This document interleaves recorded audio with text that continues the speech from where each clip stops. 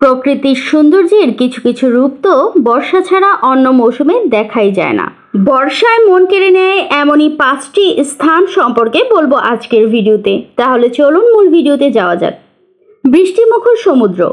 বর্ষা মৌসুমের আগমনের সুর বাজার আগে থেকেই কক্সবাজার ও কুয়াকাটা সমুদ্র সৈকতে পর্যটকের আনাগোনা কমতে থাকে। বৃষ্টি বাদলের মধ্যে বেশিরভাগ মানুষ সমুদ্র বিলাসে তেমন একটা আগ্রহী হন না, তাই দুটি এলাকাতেই লোক সমাগম থাকে কম। পর্যটনের ভাষায় এই সময়কে বলে অফ সিজন।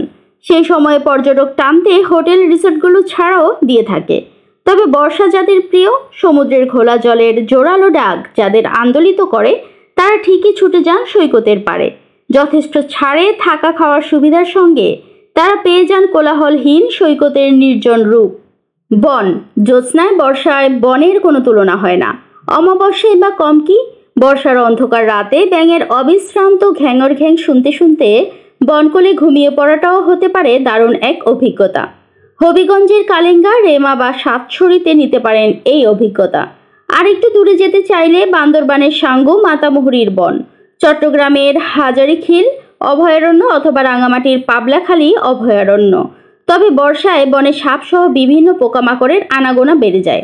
এই ভ্রমণে সাবধানতার বিকল্প নেই। হাওরে হইচই। বর্ষায় জীবন কাঠের ছোঁয়ায় যেন জেগে ওঠে হাওর। সুনামগঞ্জ, কিশোরগঞ্জ, নেত্রকোনা, হবিগঞ্জ বা মৌলভীবাজার যেখানকার হাওরেই যান না কেন, এই বিপুল জলরাশি আপনাকে নিরাশ করবে না। আর এখন তো টাঙ্গুয়ার হাওরে আছে আধুনিক সুবিধা সম্বলিত বাহারি সব হাউস বোট।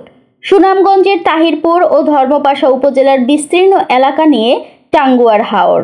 কয়েকটি পথ দিয়ে এই হাওরে প্রবেশ করা যায়।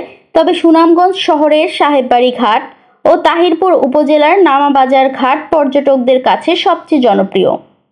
এই দুটি ঘাটে বিলাসবহুল হাউস বোট সহ ঐতিহ্যবাহী নৌকা ভাড়া পাওয়া যায়। হাওরে ভ্রমণ আরামদায়ক করতে সেখানে যাওয়ার আগেই নৌকা ভাড়ার কাজটি সেরে ফেলতে হবে। নৌকার মালিকদের সঙ্গে যোগাযোগের ঠিকানা ফেসবুক সহ নানা মাধ্যমে পেয়ে যাবেন। আর যারা হাওরের আদি অভিজ্ঞতা আর অ্যাডভেঞ্চার চান, চিরায়ত সব নৌযান বা উপায়গুলো তো আছেই। জলপ্রপাত। বর্ষায় প্রাণ ফিরে পায় জলপ্রপাত, হয়ে ওঠে উচ্ছল। বান্দরবান, খাগড়াছড়ি, রাঙামাটি, চট্টগ্রাম, সিলেট, মৌলভীবাজারে আছে ছোট বড় অনেক জলপ্রপাত। নাফাখুম, ধূপপানি, জাদিপাই, হামহাম নামের মতো রূপেয় জলপ্রপাতগুলো অনন্য। গহীন পাহাড়ের এই জলপ্রপাতগুলো দেখতে দীর্ঘ পথ পাড়ি দিতেও পিছুপা হন না রোমাঞ্চপ্রিয় মানুষেরা।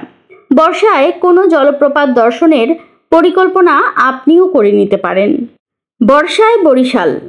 বরিশাল, পিরোজপুর ও ঝালকাঠির কয়েকটি উপজেলাকে জালের মতো জড়িয়ে আছে নদ নদী খাল। বরিশাল ব্যাকওয়াটার নামে পরিচিত এসব এলাকার মানুষের জীবন জীবিকাও জলনির্ভর। বর্ষার নৌকাই তাদের প্রধান বাহক। নৌকাতে বসে নিত্যদিনের হাট জলপথেই আসেন হাটুরেরা। এসব হাটের মধ্যে ঝালকাঠির ভীমরুলি ভাসমান পেয়ারার হাট তো সারা দেশেই পরিচিত হয়ে উঠেছে।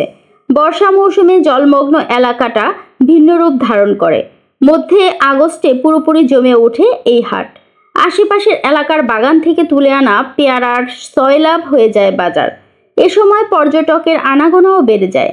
খাল বেয়ে ট্রলার আর ডিঙি নৌকায় এক এলাকা থেকে আরেক এলাকায় ঘুরে বেড়ান তারা। বর্ষায় ঘুরে আসতে পারেন বরিশালের জলমগ্ন এলাকা। ভিডিওটি দেখার জন্য ধন্যবাদ। এমন আরও তথ্যবহুল ভিডিও পেতে প্লিজ চ্যানেলটি সাবস্ক্রাইব করবেন।